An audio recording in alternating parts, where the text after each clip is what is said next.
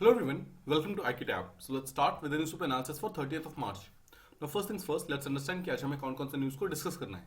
देखिए सबसे पहले we are going to talk about the microplastics जो कि हमारी ह्यूमन ब्लड के अंदर रिसेंटली पाए गए.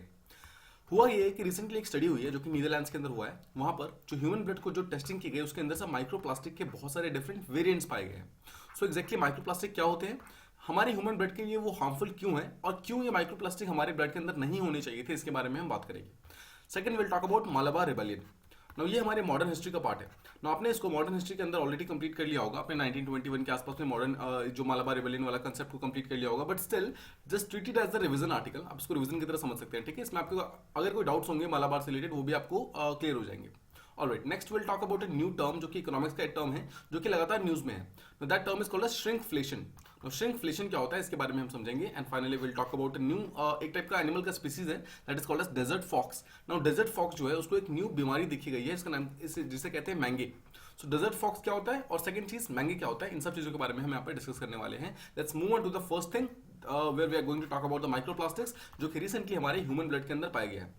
देखिए कॉन्टेक्स्ट क्या है, फर्स्ट थिंग्स फर्स्ट कॉन्टेक्स्ट समझते हैं. कॉन्टेक्स्ट ये है कि नीदरलैंड्स के अंदर एक स्टडी हुई है.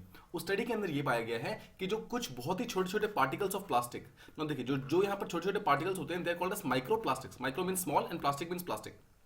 सो टेक्निकली जो माइक्रो लेवल ऑफ प्लास्टिक्स है they have been found in the human blood for the first time ever. इससे पहले कभी भी हमारे ब्लड के अंदर कभी प्लास्टिक का कोई भी सोर्स नहीं पाया गया था, but for the first time microplastic हमारे ब्लड के अंदर तक पहुंच चुके हैं और ये शो करता है कि प्रॉब्लम ऑलरेडी काफी ज्यादा इंक्रीज हो चुकी है. Let's try to understand. देखिए ये प्लास्टिक कितने छोटे साइज की हैं कि इनका साइज आप अराउंड समझ सकते हैं 700 नैनोमीटर्स के आसपास में साइज है, मतलब बहुत ही ज्यादा छोटे हैं और वो हमारे ब्लड तक पहुंच चुके हैं. नाउ हमारे पास जितने भी राइट नाउ जितने भी एग्जिस्टिंग टेक्निक्स हैं उन सब चीजों को यूज करके इन सब चीजों को फाइंड आउट करने की कोशिश की गई और एनालाइज करने की कोशिश की गई कि हमारे ब्लड जो है उस ब्लड के अंदर माइक्रोप्लास्टिक एग्जैक्टली मतलब पहुंचे कैसे. तो इसी चीज को हम इस पर्टिकुलर आर्टिकल के अंदर समझेंगे. Now first things you must understand कि टोटल 5 डिफरेंट प्लास्टिक की वैरायटीज हमारे ब्लड में पाई गई हैं, बट उसमें से 3 काफी इंपॉर्टेंट है. ठीक है, first is called as PET, second is called as polyethylene and third one जो है उसे कहते हैं पॉलीस्टीरीन. यहाँ पे गलत लिखा हुआ है, this is called as polystyrene styrene. ठीक है, so first is polyethylene, second is polystyrene and third is PET. ये तीन मेन टाइप के प्लास्टिक है जो कि हमारे ब्लड के अंदर बहुत ही ज्यादा मतलब लार्ज अमाउंट में पाए गए हैं. Let's try to understand first things कि एग्जैक्टली माइक्रोप्लास्टिक क्या होते हैं. तो एक चीज तो आप समझ गए कि माइक्रोप्लास्टिक वो प्लास्टिक है जो बहुत ही छोटे साइज के हैं, माइक्रो साइज के हैं. अगर आप इनके साइज की बात करेंगे तो अराउंड 5 मिलीमीटर्स से छोटे जितने भी प्लास्टिक होते हैं उन सबको माइक्रोप्लास्टिक बोला जाता है. First things first. और सेकंड चीज देखिए, अगर ये माइक्रोप्लास्टिक हमारे किसी भी पार्ट ऑफ द बॉडी के अंदर जाता है तो वो हमें डायरेक्टली हार्मफुल होता है हमारे लिए, वो हमें हार्म क्रिएट कर सकता है. यहां तक कि हमारी बॉडी के अलावा अगर ये ओशंस के अंदर भी जाता है तो वो भी एक्वेटिक जो लाइफ है मतलब फिश वगैरह जो है, बहुत सारे जो लार्ज फिश है, उन सबको ये डायरेक्टली इनडायरेक्टली हार्म कर सकता है. और एक्वेटिक लाइफ के लिए एक बहुत ही बड़ा प्रॉब्लम जो है वो माइक्रोप्लास्टिक है. नाउ जो माइक्रोप्लास्टिक होते हैं वो बेसिकली 2 टाइप के होते हैं. First is called as primary microplastic and second is called as secondary microplastics. First things first, primary microplastic क्या होता है. देखिए प्राइमरी माइक्रोप्लास्टिक वो सारे के सारे प्लास्टिक होते हैं जो कि माइक्रोफाइबर्स के पार्ट होते हैं. फाइबर्स क्या है, फाइबर का मतलब है जो टेक्सटाइल इंडस्ट्री से रिलेटेड है, मतलब कि जो भी हम क्लोथिंग वगैरह यूज करते हैं उन सब से जो भी छोटे छोटे पार्टिकल्स के जो भी छोटे छोटे प्लास्टिक के टुकड़े बाहर निकल जाते हैं ना, those thing are called as primary microplastic. तो जस्ट रिमेंबर कि वो सारे के सारे माइक्रोफाइबर्स, सिंपल वर्ड्स में टेक्सटाइल के छोटे छोटे टुकड़े जो कि प्लास्टिक स्पेशली बाहर निकल जाते हैं, उसे माइक्रोप्लास्टिक कहा जाता है प्राइमरी लेवल का. और उसका सबसे बड़ा एग्जांपल है माइक्रोबेड्स. माइक्रोब्रेड वो चीजें होती हैं जो कि पर्सनल केयर प्रोडक्ट्स के अंदर से निकलती हैं. What are personal care products, जो भी चीजें जैसे कि आप अपने फेस को मतलब कुछ भी करने के लिए आप यूज करते हैं, कुछ फेशियल की डिफरेंट चीजों को यूज करते हैं. इसके अलावा आप शैम्पू वगैरह यूज करते हैं, राइट मतलब कोई भी आप चीजें यूज करते हैं जो कि आप अपने आप को ग्रूम करने के लिए करते हैं, पर्सनल केयर के लिए करते हैं, उन सब चीजों को पर्सनल केयर मतलब प्रोडक्ट्स कहा जाता है. उसके अंदर से माइक्रोब्रेड्स निकलते हैं, इसका मतलब है उसके अंदर से छोटे छोटे अमाउंट ऑफ प्लास्टिक्स उससे बाहर निकलते हैं. सेकंड चीज वे प्लास्टिक पैलेट्स और प्लास्टिक फाइबर्स, इन सब चीजों से माइक्रोबेड्स बाहर निकलते हैं. जस्ट रिमेंबर माइक्रोबेड्स जो होते हैं वो हमारे ओशंस के लिए बहुत ही ज्यादा बुरे होते हैं, बिकॉज जितना प्लास्टिक वगैरह ओशंस के अंदर जाता है उसके कारण एक्वेटिक लाइफ जो है बहुत बुरी तरीके से इंपैक्ट होती है. तो फर्स्ट चीज आप समझ गए जो प्राइमरी माइक्रोप्लास्टिक है वो क्या होते हैं. नो सेकंड इज कि सेकेंडरी माइक्रोप्लास्टिक क्या है. देखिए जो प्राइमरी था that actually pertains to textile industry, मतलब जितने भी कपड़े वगैरह हैं उनसे निकलता है तो उसे प्राइमरी कहते हैं. बट उसके अलावा जितने भी प्लास्टिक्स है, जो लार्ज प्लास्टिक है जैसे कि वाटर बॉटल्स वगैरह, अगर तो प्लास्टिक से प्लास्टिक निकल रहा है मतलब जो लार्जर प्लास्टिक है उस लार्जर प्लास्टिक से अगर स्मॉल पार्टिकल्स यानी कि माइक्रो प्लास्टिक्स निकल रहे हैं then those plastic are called as secondary microplastic. और वो सब बेसिकली जो वाटर बॉटल्स होते हैं ना लार्ज मतलब लार्ज साइज के, उन सब से निकलते हैं. नाउ पॉइंट इज की प्राइमरी माइक्रोप्लास्टिक और सेकेंडरी माइक्रोप्लास्टिक वो निकलता कैसे है. जैसे देखिए यहाँ तो टेक्सटाइल हो गया और यहाँ पर बॉटल्स हो गए, वाटर बॉटल्स हो गया, तो दोनों से ही प्लास्टिक कैसे निकलता है? वो प्लास्टिक निकलता है because of sun's radiations and ocean waves. देखिए जस्ट सपोज कि आप अगर धूप के अंदर एक प्लास्टिक को रख देंगे ना, तो ऑटोमेटिकली उसके जो छोटे छोटे टुकड़े होते हैं, जो बाहर का लेयर होता है ना, वो बाहर निकलना स्टार्ट हो जाता है। सिमिलरली अगर आप एक प्लास्टिक को ओशन के अंदर या फिर किसी भी रिवर बॉडी के अंदर फेंक देंगे, तो उस पर लगातार जो वाटर का फोर्सेस लगता है, उसके कारण जो उसका आउटर लेयर होता है, जो यानी कि माइक्रो प्लास्टिक होता है, उससे बाहर निकलना स्टार्ट हो जाता है। ठीक है, इसी चीज के ऊपर ये स्टडी की गई और स्टडी के अंदर टोटल 22 डिफरेंट एनोनिमस डोनर्स का यहाँ पर ब्लड सैंपल को चेक किया गया। नाउ मतलब दे वर कंप्लीटली मतलब पूरी तरीके से कंप्लीटली वो थे, एनोनिमस थे, किसी के बारे में कुछ मालूम नहीं था। जब उनको स्टडी किया गया तो उनके मतलब 22 में से 17% ऐसे पाए गए जिनके बॉडी के अंदर एक्चुअली माइक्रोप्लास्टिक प्रेजेंट थे। नाउ 3 डिफरेंट टाइप के प्लास्टिक्स, जैसे मैंने आपको पीछे बताया, टोटल 5 प्लास्टिक्स पाए गए हैं, बट जो उनमें से 3 प्लास्टिक है वो मतलब मेजरली पाए गए। First was PET plastic. PET plastic basically drinking bottle से निकलता है, जो वाटर बॉटल्स वगैरह होते हैं उससे निकलता है, that is called as PET plastic. So ये क्या हुआ, एक टाइप का सेकेंडरी माइक्रो प्लास्टिक हुआ। Second is polystyrene. पॉलीस्टाइरीन जो होता है, जो आप फूड पैकेजिंग मटेरियल्स देखते हैं, जो भी आप फूड पैकेजिंग मटेरियल्स वगैरह देखते हैं, या फिर जो प्लास्टिक देते हैं जिसके अंदर सब फूड वगैरह ट्रांसफर किया जाता है, उस गर्म खाने की वजह से, मतलब वार्म फूड के वजह से, जितना भी मतलब इस वार्म के कारण जो भी प्लास्टिक का आउटर लेयर होता है वो बाहर निकल जाता है, उसके कारण जो चीज निकलता है, that thing is called as polystyrene. वो चीज फूड या फिर फूड पैकेजिंग के मटेरियल्स के अंदर पाई जाते हैं और उसके थ्रू हमारे बॉडी के अंदर एंटर कर जाते हैं। Third thing is called as polyethylene. अब देखिए जो पॉलीइथाइलिन है ना, वो प्लास्टिक के बैग्स आपने देखे होंगे, जो भी आप कैरी बैग्स वगैरह यूज करते हैं प्लास्टिक का, उसके अंदर एक्चुअली पॉलीइथाइलिन होता है। जस्ट रिमेंबर दिस फैक्ट, ये सब यूपीएससी के अंदर बहुत ही सिंपल क्वेश्चन पूछे जा सकते हैं। ठीक है, अब जो पॉलीइथाइलिन है, ये सब भी बाहर निकलते हैं, और ये सब जब बाहर निकलते हैं तो ये भी हमारी बॉडी के अंदर हमारे हैंड से या फिर हमारे माउथ से डायरेक्टली हमारी बॉडी के अंदर आरबीसी तक पहुंच सकते हैं। ठीक है, ये आप समझिए कौन कौन से प्लास्टिक निकलते हैं। नाउ जैसा आपको याद होगा, पीछे हमने बात की कि पहली बार ऐसा हुआ, this is the first ever indication जहां पर पॉलीमर प्लास्टिक्स हमारे ब्लड के अंदर पाए गए हैं। नाउ अगर आप एक चीज समझेंगे, देखिए जितने भी माइक्रोप्लास्टिक है, ऐसा नहीं कि माइक्रोप्लास्टिक हमारे हमारे बॉडी के अंदर पहले से नहीं, मतलब पहले कभी ह्यूमंस के अंदर नहीं मिले थे। ऐसा है कि ह्यूमंस के अंदर मिले थे बट हमारे ब्लड तक कभी नहीं पहुंचे थे।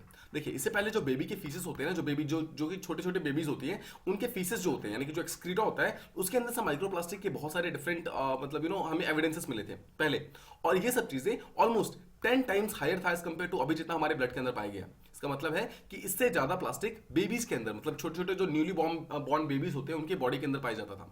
नाउ ये सब क्यों होता था? जब स्टडी हुई तो मालूम चला कि जो मिल्क बॉटल्स होते हैं ना, जो कि बेबीज यूज करते हैं, जो छोटे छोटे बच्चे होते हैं, जो वो दूध पीते हैं जिस पर्टिकुलर प्लास्टिक के बॉटल से, उस प्लास्टिक के बॉटल से एक्चुअली लगातार प्लास्टिक जो होता है वो लीच आउट होता रहता है, और उसके कारण मिलियंस ऑफ माइक्रो प्लास्टिक जो होते हैं उस बेबी के बॉडी के अंदर जाता रहता है। उसके कारण जो प्रॉब्लम होती है इतनी ज्यादा बढ़ जाती है कि ऐसा लगता है कि उस पर्टिकुलर पर्सन के अंदर, मतलब उस पर्टिकुलर छोटे से बेबी के अंदर बहुत सारे माइक्रो प्लास्टिक वगैरह हैं, वो ऑलरेडी बहुत ज्यादा मिल गए हैं।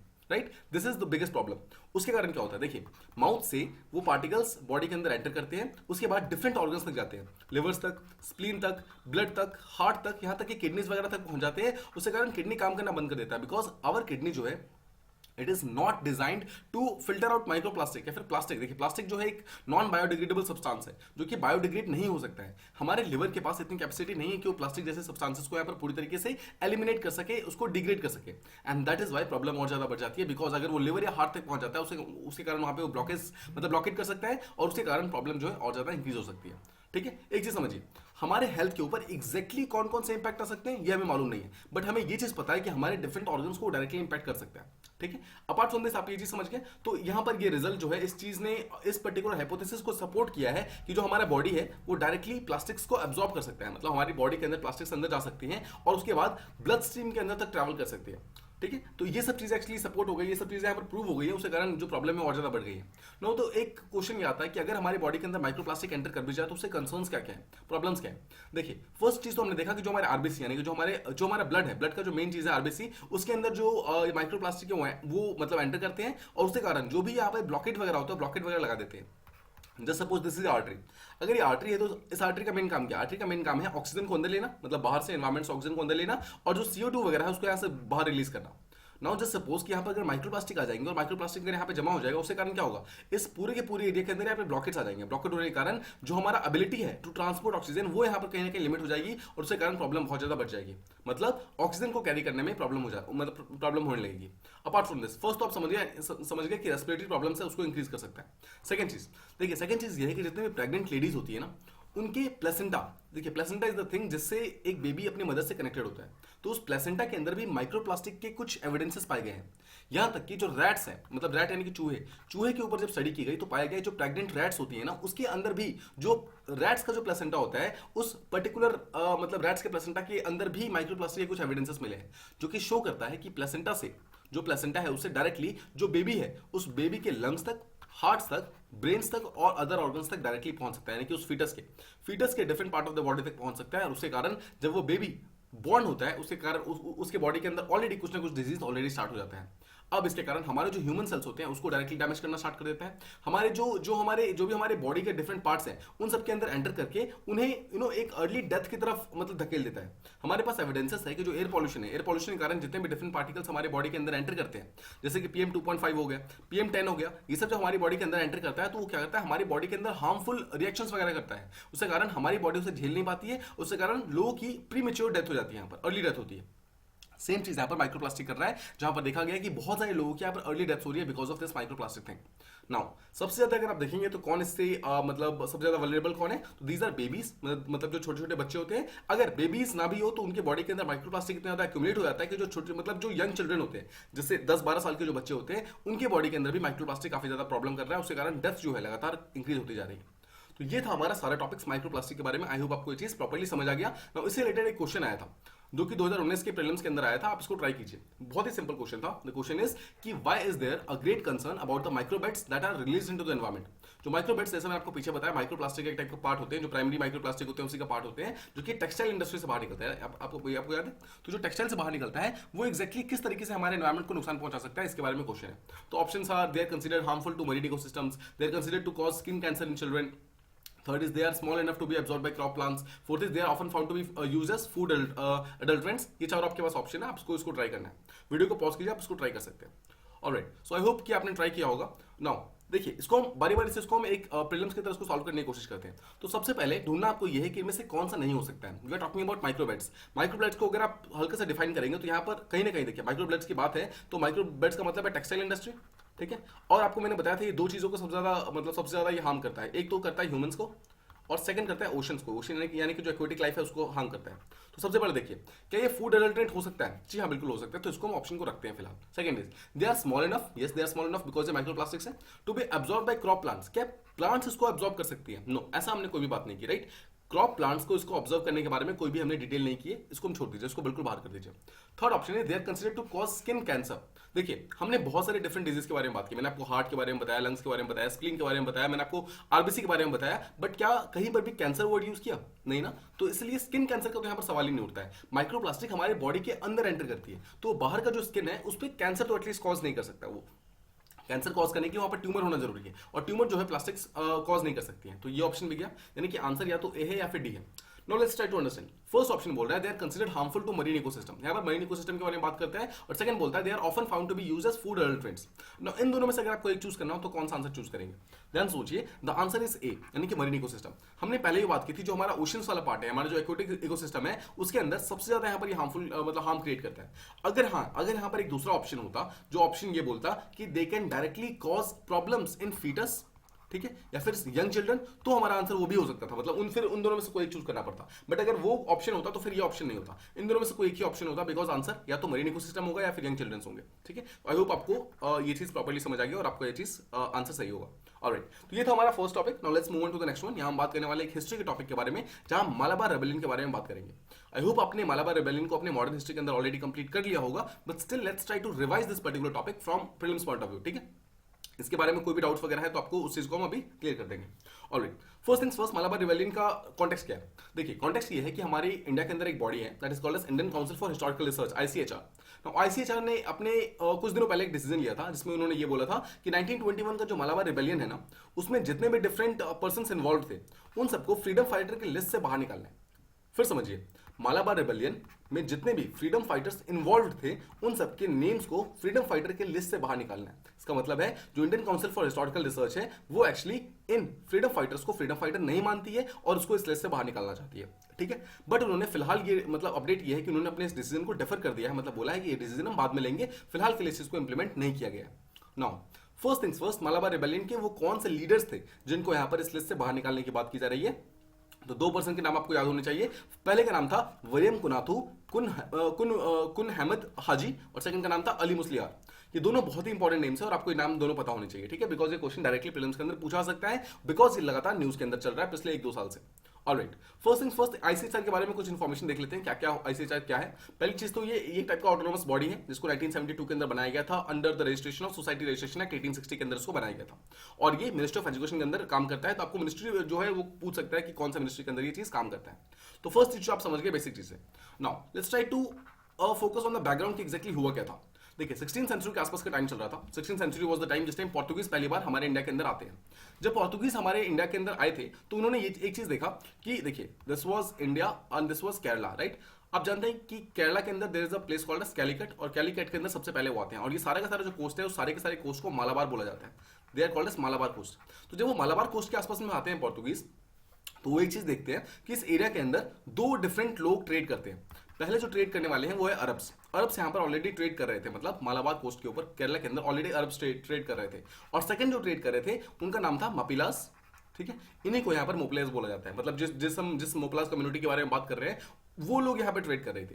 बट देखिए जो मोपलास थे यहाँ पर वो एक टाइप की मर्सेंटाइल कम्युनिटी तो थी, मतलब एक टाइप की ट्रेडिंग कम्युनिटी तो थी, लेकिन वो नॉर्मली अर्बन सेंटर्स के अंदर नहीं रहती थी। मतलब वो जो मेन हिंदू पॉपुलेशन था जो कि केरला के बीच में रहा करता था यहाँ पर, उन सबसे थोड़ा दूर रहकर साइड में रहकर वो ट्रेड क्या करती थी, मतलब कि वो मेन अर्बन सेंटर के अंदर नहीं रहते थे, ठीक है। यानी कि मपिलास जो थे वो ट्रेड करते थे, यानी कि मुपला जो थे वो ट्रेड करते थे, वो ट्रेडिंग कम्युनिटी थे, बट वो मेन हिंदूज के साथ नहीं रहते थे, वो अलग रहते थे। नाउ आपको आई होप आपको एक चीज मालूम होगा कि जो मुपलास है वो एक मुस्लिम कम्युनिटी है, ठीक है, इसलिए वो उस टाइम हिंदू कम्युनिटी के साथ में नहीं रहते थे, वो अलग से रहकर अपना ट्रेड वगैरह क्या करते थे। ऑलराइट, अब देखिए धीरे धीरे क्या होता है, पोर्तुगीज का अपना कमर्शियल पावर काफी इंक्रीज होना स्टार्ट हो जाता है, और उसके कारण मपिलास जो थे यानी कि जो मोपलास थे उनको ऐसा लगता है कि उनका एक कॉम्पिटिटर आ गया है जो कि उनसे लगातार कॉम्पीट कर रहा है और उनका ट्रेड कहीं ना कहीं छीन रहा है। तो जो मोपलास अब तक केरला के आउटस्कर्ट्स में रहकर के ट्रेड क्या करते थे, अब वो क्या करते हैं, उन्होंने डिसाइड किया कि हम धीरे धीरे केरला के बीच में आएंगे, जो मेन अर्बन सेंटर वहां पर आएंगे और वहां पर अपने आप को ट्रेड करने की कोशिश करेंगे, अपनी इकोनॉमिक जो अपॉर्चुनिटीज वगैरह उसको हम ढूंढने की कोशिश करेंगे। उसके कारण क्या हुआ, जो मोपलास थे उन्होंने अपने आप को शिफ्ट करना स्टार्ट कर दिया फ्रॉम द आउटस्कर्ट। देखिए फिर से देखिए, ये इंडिया है, दिस इज केरला, तो जो आउटस्कर्ट्स में आसपास में जो रहते थे वहां से उन्होंने शिफ्ट होकर अंदर की तरफ आना स्टार्ट कर दिया, यानी कि केरला का जो मेन मार्केट था उस तरफ आना स्टार्ट कर दिया। अब यहां पर जब आते हैं तो एक टाइप के रिलीजियस आइडेंटिटीज का क्लैश होता है। समझिए मोपला जो थे ये टाइप के मुस्लिम कम्युनिटी थे जो कि अपने तरीके से ट्रेड करते थे, बट दूसरी तरफ कुछ यहाँ पर पहली बात तो कुछ हिंदू पॉपुलेशन थे जो कि वहां पर ऑलरेडी ट्रेड कर रही थी, और कुछ वहां पर पोर्तुगीज जो अभी जो रिसेंटली आए थे वो लोग ट्रेड कर रहे थे। सो मोपलास का यहाँ पर क्लैश होता है हिंदू से भी और पोर्तुगीज से भी, दोनों से यहाँ पे क्लैश होना स्टार्ट हो गया। उसके कारण थोड़ी थोड़ी प्रॉब्लम मोपलास को यहाँ पर होनी स्टार्ट हुई। नाउ जैसा मैंने आपको बताया मोपला जो थे वो एक टाइप के मुस्लिम कम्युनिटी है जो कि केरला के अंदर रहती है और वो मलयाली स्पीक करती है। इसका मतलब है केरला के वो लोग हैबिटेंट्स है, मतलब ऐसा नहीं कि कहीं और के हैं, वो लोग वहीं के रहने वाले हैं और they are Malayali speaking Muslims, ठीक है। और जो केरला का जो मालाबार कोस्ट वाला पार्ट है वहीं पे वो लोग रहते हैं, ठीक है। उस पूरी के पूरे यानी कि अगर ये इंडिया है और ये केरला है तो इस पूरे रीजन को मालाबार बोला जाता है और इस पूरे के पूरे रीजन में मोपलास जो है वो रहते हैं, ठीक है। अब देखिए 1921 के आसपास में जो मोपलास थे they were a very very no large community, मतलब काफी लार्ज कम्युनिटी थी और बहुत ही फास्ट ग्रो कर रही थी, इनकी पॉपुलेशन काफी इंक्रीज हो रही थी स्पेशली मालाबार के रीजन में, और वो टाइप की ट्रेडिंग कम्युनिटी थी। तो जो पोर्तुगीज थे और हिंदूज थे दोनों ही इनको कहीं ना कहीं थ्रेट की तरह देखते थे, स्पेशली एक ट्रेड का तरह, मतलब जो ट्रेड के बहुत बड़े कंपेटिटर की तरह इनको देखा जाता था, मोपलास को देखा जाता था। तो माना जाता था कि उस टाइम मोपलास की पॉपुलेशन ऑलमोस्ट 1 मिलियन के आसपास में क्रॉस हो गई थी। 1 million means 10 lakh, almost 10 lakh के आसपास में पॉपुलेशन पहुंच गई थी। और पूरा जो मालाबार रीजन था यानी कि पूरा ये केरला वाला रीजन था उसका ऑलमोस्ट 32% वो सिर्फ मोपलास ही थे। इसका मतलब है इनकी कम्युनिटी, सोचिए इनकी पॉपुलेशन कितनी ज्यादा इंक्रीज हो गई थी, उसके कारण जो पोर्तुगीज और हिंदूज थे दोनों इसको एक टाइप के थ्रेट की तरह देख रहे थे। अब देखिए होता क्या है कि उसी पर्टिकुलर टाइम में 1920s के आसपास का टाइम मानिए, जिस टाइम आप जानते हैं 1919 के आसपास में क्या हुआ था, उस टाइम में एक आपने खिलाफत मूवमेंट सुना होगा, राइट। खिलाफत मूवमेंट होता है 1920-21 के आसपास में। तो खिलाफत मूवमेंट के कारण एक चीज जो सबसे ज्यादा होती है वो ये होती है कि बहुत सारे जो मुस्लिम रिलीजियस लीडर्स होते हैं वो लोग एक्टिव हो जाते हैं, ठीक है। और खिलाफत मूवमेंट के मतलब खिलाफत के मतलब प्रो में, मतलब उनके सपोर्ट में काफी सारे डिफरेंट स्पीचेस वगैरह देने स्टार्ट करते हैं जो कि एक्चुअली मोपला कम्युनिटी को काफी एजिटेट कर देती है। एजिटेट करती का मतलब है कि इनके जो एंटी ब्रिटिश सेंटिमेंट्स थे उन सबको जगा देती है। तो मोपला जो थे क्या करते हैं, वो लोग एक वायलेंट रेबेलियन स्टार्ट कर देते हैं। रेबेलियन मतलब प्रोटेस्ट, एक प्रोटेस्ट स्टार्ट कर देते हैं ताकि जितने भी बेसिकली ब्रिटिशर्स थे और स्पेशली जो लैंडलॉर्ड्स वगैरह थे उन लैंडलॉर्ड्स को उनसे जितनी भी जमीन वगैरह थी उनको वापस छीनना, ये काम बेसिकली मोपला रिवोल्ट के अंदर हुआ था। समझते हैं बहुत सारे डिफरेंट वायलेंसेस वगैरह मोपलास के द्वारा किए जाते हैं जहां पर दोनों ही ब्रिटिशर्स को भी और बहुत सारे हिंदू लैंडलॉर्ड्स को जो कि मतलब जमींदार वगैरह थे उन सबसे उनको मार कर मतलब प्रोसिक्यूट करके उनसे जमीन वगैरह छीन ली गई थी। नाउ बहुत सारे ब्रिटिशर्स बहुत सारे ऐसे एक्सपर्ट्स ऐसे हैं जो कि इस मोपला रिवोल्ट को एक टाइप का रिलीजियस फैंटेसिज्म कहते हैं। इसका मतलब क्या है? बोलते हैं कि मुस्लिम जो थे उन्होंने हिंदूज के अगेंस्ट में अटैक किया था, मतलब this is the kind of thing. और बहुत सारे इसमें जो है वो ब्रिटिशर्स थिंकर्स हैं, मतलब ब्रिटिशर के ऐसे थिंकर्स हैं जो कि बोलते हैं कि ये एक रिलीजियस फैनेटिसिज्म था जहां पर मुस्लिम्स ने क्या किया, हिंदूज को मारा और अपना रिलीजन का मतलब धर्म के लिए उन्होंने जमीन को छीननी स्टार्ट कर दी। बट कुछ लोग दूसरे ऐसे हैं, कुछ एक्सपर्ट्स ऐसे भी जो कि बोलते हैं कि ये कोई रिलीजन के बेसिस पे नहीं था, मतलब ऐसा नहीं था कि उन्होंने सिर्फ और सिर्फ हिंदूज को मारा, उन्होंने ब्रिटिशर्स को भी मारा। तो टेक्निकली वो ब्रिटिशर्स के अगेंस्ट जा रहे थे, मतलब वो ब्रिटिश की अथॉरिटी को मार रहे थे, और वो सारे के सारे हिंदूज जो कि ब्रिटिशर्स के साथ थे वो लोग भी इसके बीच में आ रहे थे, ठीक है, इसी कारण उनको ही मारा जा रहा था। फर्स्ट चीज आप समझ गए? ऑलराइट, अब देखिए अगर आप ओवरऑल देखते हैं तो ओवरऑल अगर आप देखेंगे तो कुछ लोग ऐसे बोलते हैं कि जो मालाबार रिबेलियन था वो एक टाइप का पीजेंट रिवोल्ट था। पीजेंट मतलब ये जो मोपलास थे वो एक्चुअली टाइप के पीजेंट्स यानी कि फार्मर्स थे, और मतलब मुस्लिम फार्मर्स थे जो कि एक अनफेयर जो प्रैक्टिस वगैरह जो उस टाइम चल रहा था, जितने भी जमींदार वगैरह थे जो कि उनसे ज्यादा शुल्क ले रहे थे, ज्यादा उनसे लैंड छीन रहे थे, इन सब के अगेंस्ट में वो अपनी आवाज उठाने की कोशिश कर रहे थे, इसीलिए उन्होंने ये प्रोटेस्ट वगैरह स्टार्ट किया था। अब देखिए डिफरेंट टाइप के जो हिस्टोरियंस हैं उनके बीच में तो डिबेट चल रहा है, but right now we need to understand कि एग्जैक्टली क्या हुआ था। तो ओवरऑल अगर आप एक सिंगल कंसेंसस चाहते हैं तो ओवरऑल जो हमारे एक्सपर्ट्स हैं उनका मानना यह है कि ये एक्चुअली एक पॉलिटिकल पावर के लिए स्टार्ट हुआ था, मतलब ये एक ऐसी चीज थी जो कि उन्होंने जमीन लेने के लिए स्टार्ट किया था, बट बाद में वो रिलीजन की तरफ चला गया था। इसका मतलब क्या है? देखिए स्टार्टिंग उन्होंने ब्रिटिशर्स के लिए किया था, मतलब ब्रिटिशर्स के अगेंस्ट किया था, मतलब ब्रिटिशर्स के अगेंस्ट उन्होंने फाइट किया था मोपलास ने, बट बाद में एक्चुअली उनका जो मतलब मूवमेंट था वो कहीं ना कहीं भटक गया था और वो बाद में हिंदूज की तरफ मतलब अगेंस्ट आ गए थे, मतलब वो रिलीजन के बाद में तरफ आ गए थे, ठीक है। तो एक मतलब ये प्रॉब्लम हो गई थी कि स्टार्ट उन्होंने पॉलिटिकल पावर के लिए किया था, मतलब ब्रिटिशर्स को हटाने के लिए, बट बाद में वो कम्युनल बन गया, यानी कि वो हिंदूज के अगेंस्ट फाइट करना स्टार्ट कर दिया। नाउ मेजॉरिटी ऑफ द जो मतलब अगेंस्ट थे, मतलब एक तरफ तो मोपलास थे, मोपला जब जानते हैं मोपला एक टाइप के मुस्लिम कम्युनिटी थे। नाउ मोपलास ने जिस पे सबसे ज्यादा अटैक किया था दे वर एक्चुअली नाम बुदिरी ब्राह्मण्स। नाम बुदिरी ब्राह्मण्स बहुत ही फेमस है हमारे मॉडर्न हिस्ट्री के अंदर, because they were basically landlords. Majority of जो लैंडलॉर्ड्स थे वो नाम बुदिरी ब्राह्मण्स थे, और ये हमारे मॉडर्न हिस्ट्री के अंदर काफी आपने नाम सुना होगा इनका, राइट। अब देखिए जो मोपला कम्युनिटीज थी उन्होंने जो सबसे ज्यादा जो बदला लिया था, रिवेंज लिया था, वो इन्हीं नामबुदरी ब्राह्मण से लिया था। उसे कारण नामबुदरी ब्राह्मण्स का यहाँ पर काफी ज्यादा परसिक्यूशन किया गया था, जहां पर देखा गया था बहुत सारे दंगे हुए थे, राइट्स हुए थे, यहाँ पर more than 10,000 Hindus were killed, you know, womens were raped, ठीक है, बहुत सारे रिलीजियस कन्वर्सन हुए थे, डिस्ट्रक्शन ऑफ टेंपल्स हुए थे। माना जाता है कि 300 से ज्यादा टेंपल्स को यहाँ पर इन जो मतलब मोपला कम्युनिटी थी उन्होंने यहाँ पर डिस्ट्रॉय कर दिया था, लूट किया था, और मतलब बहुत सारी प्रॉपर्टीज वगैरह को डैमेज कर दिया था, बहुत सारे हिंदूज की जो हाउसेस वगैरह थे उनको बर्न कर दिया था। मतलब द पॉइंट वाज कि एक बहुत ही बहुत ही बैड फेज ऑफ द मतलब मॉडर्न हिस्ट्री वो था हमारा मोपला रिबेलियन। आई होप अब आप समझ गए होंगे कि क्यों मोपला रिबेलियन को, जो मोपला रिबेलियन के जितने फ्रीडम फाइटर्स थे, क्यों उनको फ्रीडम फाइटर्स के नेम से निकाला जाता है। This is the main reason, this para that you see, this is the main reason. ये मतलब this was the kind of problem that happened actually that particular time में, उसी कारण अब सब इसको हटाना चाहते हैं। अब देखिए जब एक्चुअली मोपला रिबेलियन स्टार्ट होता है 1920s के आसपास में स्टार्ट होता है, उस टाइम में महात्मा गांधी और आसपास के जितने भी इंडियन नेशनलिस्ट लीडर्स थे उन सब ने इसको सपोर्ट किया, because they actually started with the right cause. उन्होंने ब्रिटिशर्स के अगेंस्ट मतलब इसको फाइट करना स्टार्ट किया था, बट बाद में ये वायलेंट बन गया, और वायलेंट ऐसा बना कि इन्होंने हिंदूज के अगेंस्ट में फाइट करना स्टार्ट कर दिया। मतलब पॉइंट इज कि Indians were fighting against Indians, right? We actually had to fight, Indians had to fight against the Britishers, but यहाँ पर इंडियंस से फाइट कर रहे थे, मुस्लिम कम्युनिटी थी वो हिंदू कम्युनिटी से फाइट कर रही थी। उसके कारण जितने भी यहाँ पे गांधी और जो आसपास के लीडर्स थे उन लोगों ने अपने आप को इससे दूर कर लिया, उन्होंने इसका सपोर्ट पूरी तरीके से बंद कर दिया। 1921 फिनिश होते होते, मतलब अराउंड एक साल तक की रिबेलियन चलता है, 1921 फिनिश होते होते इस पर्टिकुलर मूवमेंट को ब्रिटिशर्स ने पूरी तरीके से क्रश कर दिया, मतलब दे वर एक्चुअली क्रश्ड। और उसके लिए एक स्पेशल बटालियन बनाया गया था उसी मालाबार के प्लेस में, that was called as MSF. MSF के बारे में आपने नाम सुना होगा, Malabar special force. This Malabar special force was actually formed for this particular काम, कि जो मालाबार जो यानी कि मोपला कम्युनिटी है, जो भी रिबेलियंस है, मतलब उनको यहाँ पर रिबेलियंस को शांत करना है, खत्म करना है, उसके कारण उनको पूरी तरीके से क्रश कर दिया गया था। सो 1921 में there was a thing that was called as wagon tragedy. Try to understand this particular tragedy. होता क्या है, there was a place called as Tirur जो कि केरला के अंदर प्रेजेंट है, and there is a second place जो कि है पोडानूर जो कि केरला के अंदर प्रेजेंट है, और पोडानूर के अंदर राइट नाउ अभी भी केरला का सेंट्रल जेल प्रेजेंट है। So what happened was, Tirur में इनका जो भी मतलब केस वगैरह होता है, जो कोर्ट था उस टाइम तिरूर में प्रेजेंट था, तिरूर में जो भी कोर्ट वगैरह होता है उसके बाद उनको तिरूर से एक क्लोज्ड फ्रीट वेगन में, राइट सर, वेगन का मतलब होता है रेलवे का डब्बा, ठीक है, रेलवे का जो कोच होता है उसका डब्बा, फ्रीट का मतलब होता है सामान वाला, जो सामान लेके जाता है ना उसे कहते हैं फ्रीट सामान। तो एक फ्रीट वेगन में यानी कि रेलवे का ऐसा डब्बा जो कि सामान लेने के लिए काम, मतलब सामान को इधर से उधर ट्रांसफर करने के काम आता था, उस चीज में पूरी तरीके से बंद करके, उस डब्बे को पूरी तरीके से बंद करके अराउंड 67 डिफरेंट लोगों को, मतलब जो मोपला रिबेलियन से कनेक्टेड थे, उनको तिरूर से पोदानूर भेजा गया। उसके कारण क्या होता है, वो जगह इतनी छोटी थी अंदर, मतलब वो जगह इतनी छोटी थी कि वहां पर अराउंड 67 लोग प्रेजेंट थे, वहां पर बिल्कुल पूरी तरीके से क्लोज था, मतलब वहां पर बिल्कुल भी जगह नहीं थी वहां से, यहाँ तक कि कहते हैं कि वहां पर विंडोज तक प्रेजेंट नहीं थे उस पर्टिकुलर जो रेलवे का कोच था उसके अंदर, उसके कारण वहां पर सफोकेशन हो जाती है और अराउंड 67 सबके सब लोग यहाँ पर मारे जाते हैं। No this was one of the biggest tragedy जो कि हमारे फ्रीडम मतलब स्ट्रगल के टाइम में हुई थी।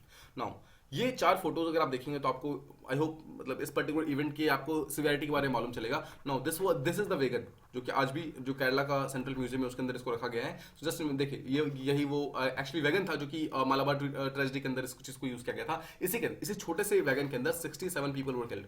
दीज वर द 67 पीपल, यही थे वो पिक मतलब 67 लोग जो डिफरेंट थे जो कि एक्चुअली इस पर्टिकुलर चीज के अंदर जिनको मतलब जबरदस्ती रख दिया गया था। नाउ इस तरीके से देखिए अगर आप देखेंगे तो इस तरीके से इनको फोर्सफुली अंदर रखा गया था, मतलब डिस्पाइट द फैक्ट के अंदर कोई भी जगह नहीं थी किसी भी अंदर को रखने की, but despite the fact 67 different लोगों को इसके अंदर मतलब कहते हैं जबरदस्ती घुसा कर उसको अंदर रख दिया गया था। एंड दिस इज एक मूवी का सीन है जो कि मालाबार रिबेलियन के ऊपर उसको बनाया गया है। There is a Tamil movie, I guess this एक टाइप का मलयालम मूवी, आप इसको देख सकते हैं। बट इसी मतलब ये एक टाइप का इंसिडेंट है जो कि शो करता है कि किस तरीके से जो हमारे जो मतलब मालाबार के जो भी रेवोल्यूशनरीज वगैरह थे, जो भी मतलब फ्रीडम फाइटर्स वगैरह थे, वो लोग जब बाहर निकले थे तो every single one of them they were actually dead. ठीक है, बिकॉज ऑफ सफोकेशन, उसके कारण उन सबकी वहां पे डेथ हो गई थी। एंड दैट वाज मतलब this is actually not a good incident to have. ठीक है, मतलब दीज वर एक्चुअली इंडियंस और ब्रिटिशर्स के मतलब ने इनको एक्चुअली ऐसा कोई स्टेप्स लिया था, उसके कारण प्रॉब्लम काफी बढ़ गई थी। सो ये था आपका मालाबार रिबेलियन। आई होप आपको इसके बारे में प्रॉपर्ली समझ आ गया होगा। नाउ इसके कुछ रीजंस थे, 2 मेन रीजन इसके बारे में बोले जाते हैं कि कौन कौन से रीजन थे जिसके कारण ये मालाबार मूवमेंट होता है। देखिए 1920 के आसपास में एक टाइप का नॉन कॉपरेशन मूवमेंट और खिलाफत मूवमेंट दोनों स्टार्ट होते हैं 1920 में। उसके कारण क्या होता है, देखिए जैसे ही नॉन कॉपरेशन मूवमेंट और खिलाफत मूवमेंट स्टार्ट होता है तो बहुत सारे मुस्लिम लीडर्स वगैरह वो खिलाफत के सपोर्ट में बोलना स्टार्ट करते हैं और वो काफी ज्यादा रेडिकल स्पीचेस वगैरह देने स्टार्ट करते हैं। एंड दैट इज व्हाई जितने भी मोबलास थे उनका एंटी ब्रिटिश सेंटीमेंट था वो एक्चुअली जाग जाता है और they actually started attacking Britishers plus जो हिंदू लैंडलॉर्ड्स थे उन सबके ऊपर उन्होंने अटैक करना स्टार्ट कर दिया। Obviously that was not a good thing, उसके कारण उन्होंने हो गया। तो फर्स्ट रीजन तो आप समझ गए। और सेकंड रीजन था न्यू टेनेंसी लॉज। 1799 के आसपास में क्या होता है, यानी कि दिस गोज वे बैक 1921 की हम बात कर रहे हैं, उससे अराउंड पीछे जाइए, अराउंड 100 साल पीछे जाइए। 1799 के आसपास में टीपू सुल्तान की यहाँ पे डेथ होती है। अब because of fourth Anglo Mysore war आप जानते होंगे, फोर्थ एंग्लो मैसूर के वॉर के बाद यहाँ पे टीपू सुल्तान की डेथ होती है और मालाबार जो है उसको मद्रास प्रेसिडेंसी यानी कि ब्रिटिशर्स के अंदर उसको इंक्लूड कर लिया जाता है। नाउ जैसे ही ब्रिटिशर्स के अंदर आता है, Britishers first thing that they did was उन्होंने यहाँ पर न्यू टेनेंसी लॉज लेकर आए। टेनेंसी का मतलब होता है वो लोग जो कि किसी जमीन के ऊपर काम करते हैं फिर रहते हैं। ठीक है, टेनेंसी का कुछ न्यू लॉज को लेकर आया गया। उसके कारण क्या हुआ, जो लैंडलॉर्ड्स थे उनको एक न्यू नेम दिया गया जिसे कहते हैं जन्मीस, मतलब जिनके पास जमीन है उसे कहते हैं जन्मीस। ठीक है, द रिमेंबर द नेम, ऐसे छोटे छोटे वर्ड्स कभी कभी यूपीएससी पूछता है। सो जन्मीस उसे बोलते हैं जिसके पास जमीन होती है, यानी जिसके पास लैंड होता है। नाउ लैंडलॉर्ड्स को यहाँ पे जन्मीस बोला गया और जो बाकी जितने भी लोग थे जो कि उस लैंड के ऊपर काम करते थे उन्हें बेसिकली टेनेंट्स बोला जाता था। द पॉइंट इज जितने भी राइट्स वगैरह उन टेनेंट्स के पास थे उन सारे के सारे राइट्स उनसे छीन लिए गए, डिप्राइव कर दिए गए। उसके कारण क्या होता है, यही सेकंड फैक्टर था। मतलब ये एक ऐसा फैक्टर था जो कि काफी दिनों से मोपलास के मन में चल रहा था और जब 1920 के आसपास में जब वो मतलब फेरी स्पीचेस वगैरह स्टार्ट हुआ, एजिटेटेड स्पीचेस वगैरह स्टार्ट हुए, उसके कारण सबके सब कहीं ना कहीं ब्रिटिशर्स के अगेंस्ट उन्होंने फाइट करना स्टार्ट कर दिया। और this was the thing that actually culminated into one of the worst things that could have happened, that was vegan tragedy that happened in 1921। ठीक है, ओके। सो ये था हमारा, आई होप आपको जो मालाबार रिबेलियन था उसको पूरी तरीके से आपको मालूम चल गया होगा कि एग्जैक्टली किस तरीके से ट्रैवल कर रहा है, मतलब किस तरीके से वो सब ने काम किया। Let's move on to the next one. यहाँ हम बात करने वाले हैं और new term that is in new जिसे कहते हैं श्रिंकफ्लेशन। सो श्रिंकफ्लेशन क्या है इसके बारे में हम बात करते हैं। फर्स्ट थिंग्स फर्स्ट, लगातार जो आप जानते हैं इन्फ्लेशन लगातार इंक्रीज हो रहा है बिकॉज ऑफ कोविड के कारण जो डिमांड थी वो काफी डिक्रीज हो गई थी, उसके कारण सप्लाई जो था वो पूरी तरीके से मैच नहीं कर पाया और डिमांड सप्लाई में मिसमैच होने के कारण इन्फ्लेशन जो है वर्ल्ड लेवल पे काफी इंक्रीज हो गया था। उसके कारण एक न्यू टर्म है जो कि श्रिंकफ्लेशन है, वो लगातार यहाँ पर न्यूज के अंदर आ रहा है। श्रिंकफ्लेशन क्या होता है समझते हैं। जस्ट सपोज कि आप एक कंपनी के मालिक है, ठीक है, आपने एक पर्टिकुलर चीज बनाई जो कि इतनी बड़ी है, ठीक है, और इतना ही बड़ा इसका प्रोडक्ट है, मतलब this is the kind of product, और आप इसको 10 रुपए में बेच रहे हैं। ठीक है, अब जब आप इसे 10 रुपए में बेच रहे हैं तो यू सॉ वन थिंग, आपने देखा कि आपका जो कंपनी है वो कहीं ना कहीं घाटे में जा रहा है। तो व्हाट यू डिड वाज, आपने इसके आसपास का जो रैपर है वो उतना ही बड़ा रहने दिया, मतलब आपने रैपर उसका सेम रहने दिया, चेंज नहीं किया, बट आपने जो अंदर का प्रोडक्ट था उसको कहीं ना कहीं छोटा कर दिया। ठीक है, तो this thing is called as shrinking, मतलब इसको छोटा कर, आपने जो प्रोडक्ट का साइज था उसको एक्चुअली छोटा कर दिया, बट आपने जो उसका प्राइस था वो सेम रहने दिया, मतलब प्राइस में कोई चेंज नहीं हुआ, बट आपने उस प्रोडक्ट का जो साइज था उसको हल्का छोटा कर दिया। ठीक है, इससे क्या हुआ, आपका जो भी यहाँ पर जो आपका लागत लग रहा था, मतलब जो भी आपके पैसे लग रहे थे इसमें कॉस्ट जो था प्रोडक्शन का, वो ऑटोमेटिकली रिड्यूस हो जाएगा, तो आपका प्रॉफिट ऑटोमेटिकली इंक्रीज हो जाएगा यहाँ पर। ठीक है, आई होप आप इसी को समझ गए। इसी चीज को बोलते हैं श्रिंकफ्लेशन। नाउ स्टैंडर्ड डेफिनेशन क्या है, स्टैंडर्ड डेफिनेशन ये होता है कि दिस इज अ प्रैक्टिस जिसमें किसी भी प्रोडक्ट का साइज को रिड्यूस कर दिया जाता है जबकि उसका स्टिकर प्राइस यानी कि जो एमआरपी है उसको सेम रहने दिया जाता है, मतलब कि प्राइस रिड्यूस नहीं करते हैं बट उसका प्रोडक्ट का साइज रिड्यूस कर देते हैं। This is a kind of hidden inflation, मतलब जब एक पर्टिकुलर कंपनी जो है बहुत ज्यादा इन्फ्लेशन को फेस कर रही होती है तो ऐसे कोई डिसीजंस लेती है। देखिए अगर आप नॉर्मल केसेस में देखेंगे तो कोई भी कंपनी होती है वो क्या करती है, कंपनी ऐसा करती है कि एक ऐसा स्ट्रेटजी फॉलो करती है जिसमें जो भी प्राइस वगैरह होते हैं उस प्राइस को इंक्रीज करती है। देखिए जब भी किसी कंपनी को प्रॉफिट चाहिए होता है तो वो हमेशा प्राइस को इंक्रीज करेगी। अगर कोई चीज आपको 10 रुपए में अगर आप बेच रहे हो, अगर आपको प्रॉफिट चाहिए तो क्या करोगे, उसको 12 रुपए में बेचना स्टार्ट कर दोगे तो आपको 2 रुपए का प्रॉफिट होगा हर एक प्रोडक्ट पे। This is the simple practice जो कि यूज होते हैं। बट श्रिंकफ्लेशन के अंदर ऐसा नहीं होता। श्रिंकफ्लेशन के अंदर क्या होता है, प्राइस को उतना ही रहने दिया जाता है, जो आपका प्रोडक्ट है उस प्रोडक्ट को आप छोटा कर देते हो। ठीक है, इसे पैकेज डाउन साइजिंग भी कहते हैं। तो जस्ट रिमेंबर कि पैकेज डाउन साइजिंग जो वर्ड है वो किस पर्टिकुलर चीज के लिए यूज किया जाता है, तो it is actually use for shrinkflation. Alright, shrinkflation right now एक बहुत ही कॉमन प्रैक्टिस है। अगर आप नॉर्मल एक शॉप में भी जाओगे, अगर आप मतलब किसी भी चीज को यूज करते हैं तो आपको ये चीज बहुत ही इजीली दिख जाएगा। स्पेशली जो फूड वाला जो इंडस्ट्री है ना, जो फूड एंड बेवरेज का जो इंडस्ट्री है उसके अंदर सबसे ज्यादा देखा जाता है, जहां पर देखा जाता है। देखिए अगर आप बाहर जाएंगे, अगर आप सिंपली आप एक छोटा सा लेस का पैकेट उठाएंगे, अब if you try to compare it कि आज से 5 साल पहले वो लेस के पैकेट के अंदर कितना सामान हुआ करता था एंड राइट नाउ कितना है, तो आपको ऑटोमेटिकली समझ आ जाएगा कि लेस का जो इंडस्ट्री है वो श्रिंकफ्लेशन कर रहा है पिछले कुछ सालों से और लगातार हो रहा है। दिस इज नॉट अ कोई लीगल प्रैक्टिस नहीं है, ये पूरी तरीके से मतलब लीगल है। ऑलराइट, अब देखिए बहुत सारे ऐसे प्रोड्यूसर जो कि यूरोपियन मार्केट के अंदर है, नॉर्थ अमेरिकन मार्केट के अंदर है, वो ऑलरेडी अपने प्राइस की कंपटीशन को मतलब बना के रखने के लिए वो ऐसे अपने प्रोडक्ट्स वगैरह का साइज रिड्यूस करते रहते हैं ताकि उनका कोई प्रॉफिट वगैरह मतलब जाए ना, मतलब उनका जो भी नुकसान वगैरह नुकसान ना हो, बट उनको प्रॉफिट वगैरह आता है। ठीक है, लेकिन देखिए इसका सबसे बड़ा नुकसान क्या होता है। जस्ट सपोज फॉर एग्जांपल आप एक चॉकलेट लेने गए, ठीक है, जस्ट सपोज आप चॉकलेट आप डेयरी मिल्क लेने गए एंड डेयरी मिल्क का साइज नॉर्मली इतना होता है। ठीक है, जस्ट सपोज अब क्या क्या इस कंपनी ने आपका श्रिंकफ्लेशन किया और आपका जो डेयरी मिल्क का जो डेयरी मिल्क आपको पसंद है उसका साइज उन्होंने छोटा कर दिया,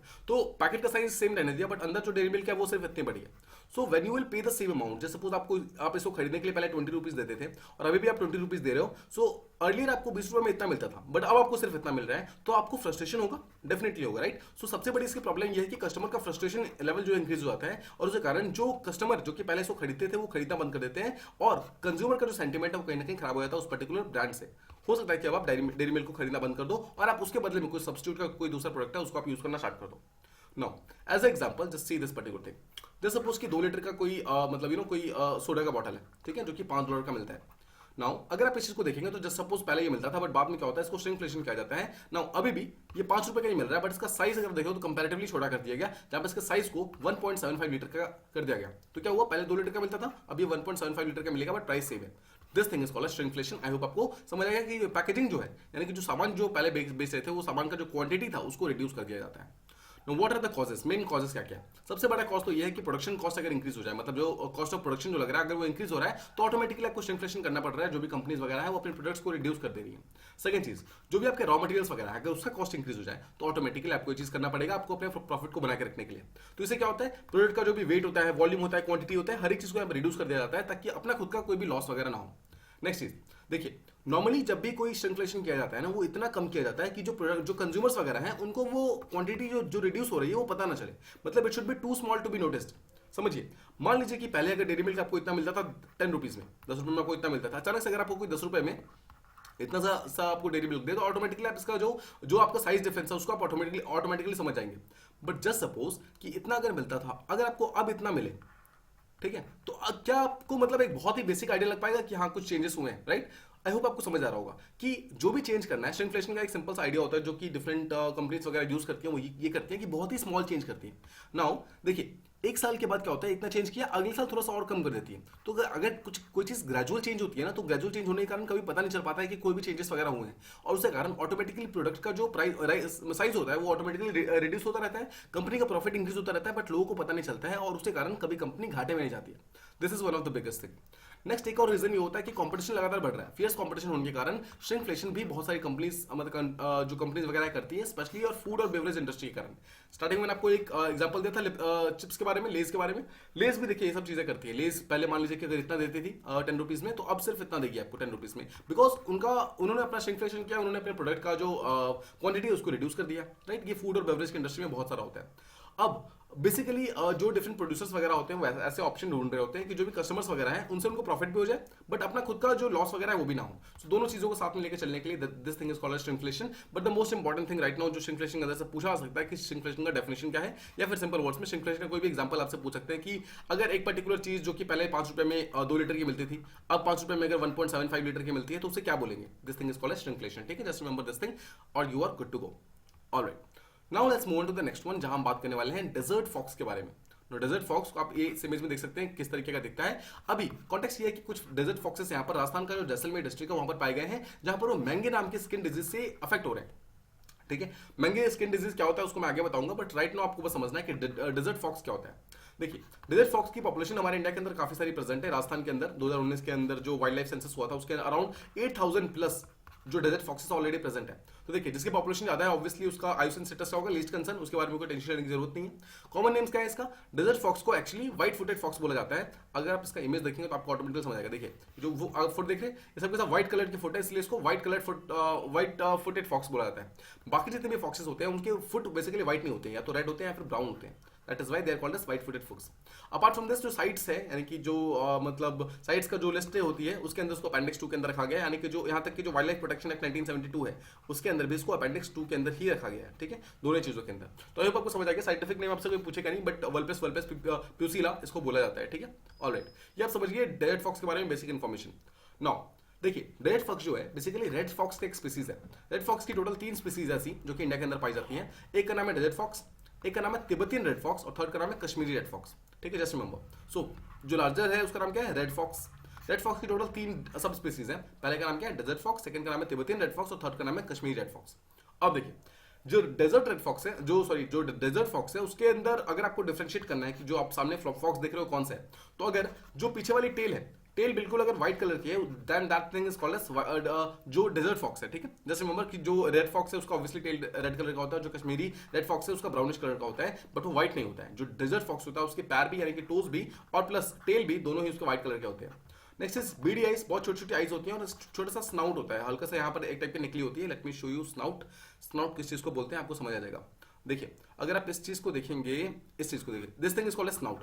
ठीक है, और आप देखिए छोटी छोटी आंखें होती है, बीडी आइज कहते हैं इसको, और स्नाउटिंग होती है जो कि इसके बाहर निकली होती है। इसे एक्चुअली डिफरेंशिएट करने में हेल्प करती है कि कौन सा पर्टिकुलर फॉक्स ये सामने प्रेजेंट है। एक चीज समझिए, कोई भी ऐसा एरिया जहां पर तिब्बतियन रेड फॉक्सेस प्रेजेंट है, यानी कि टीआरएफ यानी कि तिब्बतियन रेड फॉक्स प्रेजेंट है, या फिर कोई भी ऐसा एरिया जहां पर कश्मीरी रेड फॉक्स प्रेजेंट है, इन दोनों ही एरिया के अंदर कभी भी डेजर्ट फॉक्स प्रेजेंट नहीं होता है। इनका रेंज कभी भी ओवरलैप नहीं करता है। Just remember this thing. फिर से देखिए, जहां पर भी तिब्बतियन रेड फॉक्सेस प्रेजेंट होंगे या फिर जहां पर कश्मीरी रेड फॉक्सेस प्रेजेंट होंगे, वहां पर कभी भी डेजर्ट फॉक्स प्रेजेंट नहीं होगा। तो एग्जैक्टली ये पाया कहा जाता है, हैबिटेशन कहाँ है इसका, ये नॉर्मली पाया जाता है भारत के ड्राई और सेमी एरिड रीजन्स में, मतलब ऐसे जो कि सूखे हुए हैं या फिर ऑलमोस्ट सूख रहे हैं उस पर्टिकुलर एरिया के अंदर, जो कि हमारे वेस्टर्न साइड यानी कि राजस्थान के आसपास में प्रेजेंट है और नॉर्थ वेस्टर्न इंडिया के आसपास में प्रेजेंट है। ठीक है, बट एक चीज समझिए, हमारा जो भारत है, हमारा जो इंडिया है, उसमें ये सारा का सारा कॉम्पोनेंट जो पार्ट है वो कहीं ना कहीं एक टाइप का ड्राई एरिया के अंदर आता है, यानी कि सेमी एरिड रीजन्स के अंदर आता है। बट इसके बावजूद ये सारे का सारा रीजन्स में ये डेजर्ट फॉक्सेस प्रेजेंट नहीं है। सिर्फ इसी पार्ट में प्रेजेंट होते हैं डेजर्ट फॉक्सेस, यानी कि सिर्फ जो कुछ ही पार्ट है उसके अंदर प्रेजेंट है, मतलब वो अपने सारे के सारे पोटेंशियल हैबिटेट्स को भी पूरी तरीके से ऑक्यूपाई नहीं करते हैं। नाउ जितने भी सैंड ड्यून्स वगैरह होते हैं जहां पर सेमी ड्राइड रिवर बेड्स होते हैं, मतलब ऐसे रिवर्स जो कि पूरी तरीके से सूख रहे हैं, जैसे कि लूनी रिवर प्रेजेंट है राजस्थान के अंदर, इन सारे के सारे रिवर्स के आसपास में ये जो फॉक्सेस होते हैं वो अपने अपने डेंस बनाते हैं। डेंस क्या होता है, डेंस को आप सिंपल हिंदी में बोलते हैं मांद। मांद मतलब एक गुफा जिसके अंदर एक्चुअली वो एनिमल्स रहते हैं। Let me try to show you कि डेंस कैसा होता है इनका। देखिए, अगर आप देखेंगे सैंड ड्यून्स के आसपास में उस तरीके से गड्ढा बनाकर अंदर की तरफ थोड़ा सा अंदर, मतलब यहाँ पर काइंड ऑफ यहाँ पर फॉक्सेस रहती है आसपास में। ठीक है, तो इस तरीके से लोग रहते हैं। तो ये लोग हमेशा जमीन के नीचे वाला पार्ट जो है वहां पर गड्ढा खोद करके वहां पर रहने की कोशिश करते हैं। अगर आप फूडिंग हैबिट्स देखेंगे तो ये ओमनिवोर्स होते हैं, जो कि मतलब हर्बीवोर्स यानी कि बेरीज प्लांट्स ये सब भी खाते हैं, और साथ ही साथ जो डेजर्ट के अंदर जो rodents, insects, spiders, birds, lizards, spiny tail, ये कुछ एनिमल्स वगैरह हैं, इन सबको भी बेसिकली खाते हैं। तो वेजिटेरियन और नॉन वेजिटेरियन दोनों को चीजों को ये लोग खाना पसंद करते हैं। सो ओमनिवोरस इसे कहते हैं, हर्बीवोर्स और कार्निवोर्स दोनों ही होते हैं। नाउ एक चीज ये तो आप समझ गए कि डेजर्ट फॉक्सेस क्या है। नाउ लेट्स टॉक अबाउट कि मांगे डिजीज क्या है। देखिए, मांगे डिजीज बहुत ही इंपॉर्टेंट है। मांगे डिजीज एक टाइप का स्किन डिजीज है जो कि डिफरेंट एनिमल्स वगैरह को होता रहता है माइट के कारण। नाउ माइट्स जो होते हैं, माइट टाइप के छोटे छोटे इंसेक्ट्स वगैरह होते हैं, उन माइट्स के कारण बेसिकली ये चीज होता है। और उसके कारण क्या होता है, जो एनिमल्स होते हैं उनकी बॉडी के ऊपर इन्फ्लेमेशन का मतलब होता है सूजन। ठीक है, सूजन जो हो जाती है ना, मतलब कुछ चीज फूल जाता है, स्वेल हो जाता है। सेकंड चीज इचिंग, मतलब जो इच वगैरह स्टार्ट हो जाती है। Third is thickening of the skin, skin बहुत मोटी हो जाती है। और जो हेयर लॉस है, हेयर लॉस होना स्टार्ट हो जाता है। नाउ जो सबसे ज्यादा जो माइट कॉज करता है उसे कहते हैं सार्कोप्टेस स्कैबी। नाउ सार्कोप्टेस स्कैबी जो है ये सेम माइट है जो कि हमारे ह्यूमंस के अंदर स्कैबीज करता है। उसे स्कैबी के नाम पे इसका नाम स्कैबीज रखा गया। स्कैबीज जानते हैं आप, एक ऐसी बीमारी जिसके अंदर एक बॉडी के अंदर इचिंग स्टार्ट हो जाती है, that thing is called scabies, जो कि ह्यूमंस को होता है। नाउ यही वो सेम माइट है जो कि स्कैबीज हमारे ह्यूमंस के अंदर करता है, और सेम माइट वो है जो कि एक्चुअली एनिमल्स के अंदर मैंगे नाम का डिजीज कॉज करता है। जितने भी डोमेस्टिक एनिमल्स हैं उन सब के अंदर किसी न किसी माइट की मतलब माइट जो होते हैं वो कुछ ना कुछ एक डिजीज कॉज डेफिनेटली करते हैं। जस्ट रिमेंबर दिस थिंग, यानी कि मैंगे जो है एक बहुत ही कॉमन डिजीज है जो कि डिफरेंट डोमेस्टिक एनिमल्स के अंदर पाया जाता है। ऑलराइट, अब मांगे डिजीज एक ऐसा डिजीज है जो कि एक एनिमल से सेकंड एनिमल के बीच में ट्रांसफर हो सकता है, मतलब ट्रांसमिट हो सकता है। अगर डायरेक्टली एक ऐसा एनिमल जो है जो कि इसके कांटेक्ट में आ रहा है तो ऑटोमेटिकली उस पर्टिकुलर एनिमल से वो कोई भी मतलब डायरेक्टली ट्रांसफर हो सकता है अगर उसको टच करता है फिर किसी भी तरीके से उसके कांटेक्ट में है तो, ठीक है। तो एक चीज आप समझ गए कि मांगे जो पूरी तरीके से ट्रांसफरेबल है। Now just see this particular image, this is a desert fox जब वो पूरी तरीके से हेल्दी है, and this is the desert fox जब वो उसको मांगे डिजीज हो गया। I think you can very well, आप इसके दोनों के बीच में डिफरेंस निकाल सकते हो, आपको मालूम चलेगा डिफरेंस क्या है। नाउ ये है सबसे बड़ी चीज जो होती है कि स्किन जो है वो यहाँ पर थिक हो जाती है, आप देख सकते हैं थिकिंग ऑफ द स्किन। और सेकंड चीज जितने भी हेयर्स वगैरह हैं यानी कि फर्स जिसे बोलते हैं, फर यहाँ पर लॉस हो जाता है, मतलब पूरे बॉडी का हेयर जो है पूरी तरीके से हट जाता है। That thing is called as यहाँ पर इसे बोलते हैं मांगे डिजीज, ठीक है। आई होप आप समझ गए कि एक्जैक्टली मांगे डिजीज किस तरीके से काम करता है, एंड आई होप दोनों के बीच का जो डिफरेंस आपको भी समझ गए होंगे किस तरीके से दोनों का डिफरेंस, यानी कि ये एक्चुअल डेजर्ट फॉक्स है और ये वो है जब उसको मांगे डिजीज हो जाता है तो, ठीक है। This is the main difference. और apart from this just remember one thing कि जो मांगे डिजीज है वो पूरी तरीके से ट्रीटेबल है एज लॉन्ग एज उस पर्टिकुलर एनिमल को सही डॉक्टर के पास लेके जाया जाए और उसका टाइम से ट्रीटमेंट कराया जाए, पूरी तरीके से ट्रीटेबल है। अब देखिए होता क्या है, कोई भी जो इन्फेक्टेड एनिमल्स होते हैं ना वो अपने स्किन को लगातार स्क्रैच करता है, बिकॉज ऑब्वियसली हमने देखा इचिंग होती है, इचिंग होने के कारण लगातार स्क्रैच करता है, उसके कारण स्किन का जो आउटर वाला पार्ट है ना वो पूरी तरीके से ब्रेक हो जाता है, उसके कारण स्किन हार्डनिंग हो जाती है और आसपास के जो एरियाज होते हैं उन सारे के सारे में एयर जो हेयर्स वगैरह होते हैं, बाल होते हैं, वो ग्रो करना बंद कर देते हैं, ठीक है। बट इसका एक चीज समझिएगा, जब भी ऐसा होता है तो नॉर्मली देखा गया है कि जो भी प्रेग्नेंट ये सब होती है, मतलब जो भी ऐसे डेजर्ट फॉक्स जो कि प्रेग्नेंट होती है, जो कि एग्स वगैरह को मतलब अपने बॉडी के अंदर कैरी करती है, उनके अंदर सबसे ज्यादा ये देखा जाता है। और बेसिकली जैसे उनको ये महंगे होता है उसके बाद ही एक्चुअली उनके बॉडी से एग वगैरह रिलीज होता है। बट देखिए ऐसा नहीं है कि कोई भी मतलब मांगे, मतलब कोई भी डेजर्ट फॉक्स है उसके हर एक के अंदर मांगे होगी, ऐसा बिल्कुल भी नहीं है, ठीक है। मतलब बिना मांगे के भी ऑब्वियसली एग रिलीज हो सकती है, बट ऐसा देखा गया है कि अगर कोई भी प्रेग्नेंट डेजर्ट फॉक्स है तो उसके नॉर्मली इसके मैंगे डिजीज के मतलब इन्फेक्शन के बाद ये नॉर्मली एग वगैरह रिलीज हो जाते हैं, ठीक है। तो ये था हमारा सारे का सारा सारे के सारे टॉपिक्स। आई होप आपको सारी चीजें प्रॉपर्ली समझ आ गई होंगी। आज कुछ क्वेश्चंस वगैरह हैं, कमी है, आप इसको ट्राई कर सकते हैं। The first question is कि which are the main plastic that have been found in human blood? ये काफी इंपॉर्टेंट है, this can be directly asked in UPSC prelims के अंदर। Second, Tirur and Podanur, they are associated with which event of modern Indian history? Again, very very important, especially for prelims. Third is what is shrinkflation? Again, very very important. Next is IUCN status of desert fox, और finally is mango disease क्या होता है, ये भी आपसे UPSC के अंदर पूछा सकता है। So आज के जो क्वेश्चन है ऑल तो कम है बट काफी सारे इंपॉर्टेंट है, and these question can be directly or indirectly asked in your examination. Alright. कुछ के कल के क्वेश्चन थे उसे हम देख लेते हैं। द फर्स्ट क्वेश्चन वाज कि माइनॉरिटी को डिफाइन करने के लिए कौन सा एक्ट है भारत में राइट नाउ इंडिया के अंदर, that is national commission of minority 1992 act, ठीक है, just remember this thing. Second is कौन से दो यूनियन टेरिटरीज है जहां पर हिंदूज जो है माइनॉरिटी के अंदर प्रेजेंट है as per census 2011, they are Lakshadweep and Jammu and Kashmir, ये दोनों ऐसे एरियाज है जहां पर ये हिंदू जो है माइनॉरिटी के अंदर प्रेजेंट है। अपार्ट फ्रॉम दिस अंटार्कटिका के अंदर भारत के कौन से दो बेसिस हैं? फर्स्ट का नाम है मैत्री, सेकंड का नाम है भारती। कौन सा पहले था? इसके पहले था दक्षिण गंगोत्री जो कि अब हट चुका है, और ये तो हो गया अंटार्कटिका का। और जो आर्कटिक वाला पार्ट है हमारा, आर्कटिक के अंदर हमारा कौन सा बेस है? उसका नाम है हिमाद्री। तो ये चारों ही नेम आपको याद रखने हैं। हिमाद्री जो कि आर्कटिक का बेस है, दक्षिण गंगोत्री जो फर्स्ट हमारा अंटार्कटिका का बेस था वो हट चुका है, और राइट नाउ मैत्री और भारती दोनों ही अभी राइट नाउ प्रेजेंट है। अपार्ट फ्रॉम दिस कौन सा हमारा इंडियन बॉडी है जो कि रिस्पॉन्सिबल है to manage the Indian basis in Arctic और अंटार्कटिक? उसका नाम है national centre for polar and ocean research. ये काफी इंपॉर्टेंट बॉडी है हमारे इंडिया के लिए। Next question true false statement था जहां पर बोला गया था कि India is the largest producer of fish products. No, देखिए अगर आप बोवाइन मीट के बारे में बात करें या फिर अगर आप फ्रोजन मीट के बारे में बात करेंगे तो India is the largest exporter, yes, but fish के उसमें China is the largest exporter. इनका मतलब ये स्टेटमेंट फॉल्स है। And the last question was which two places have been chosen to deploy the articulated all-terrain vehicle by India? Right now इस चीज को अभी तक परचेज नहीं किया गया, जस्ट रिमेंबर, बट इसके लिए जो दो एरियाज को चूज किया गया that is Ladakh and Kutch, ठीक है। इन दोनों एरियाज को यहाँ पर चूज किया गया है। अगर कल को हम खरीदते हैं तो लद्दाख और कच्छ के अंदर इन सब गाड़ियों को यहाँ पर इंक्लूड करेंगे। ऑलराइट, सो ये था हमारा आज का डिस्कशन। आई होप आपको सारी चीजें प्रॉपर्ली समझ आ गई होंगी। आई होप आपको सारे टॉपिक्स क्लियर होंगे।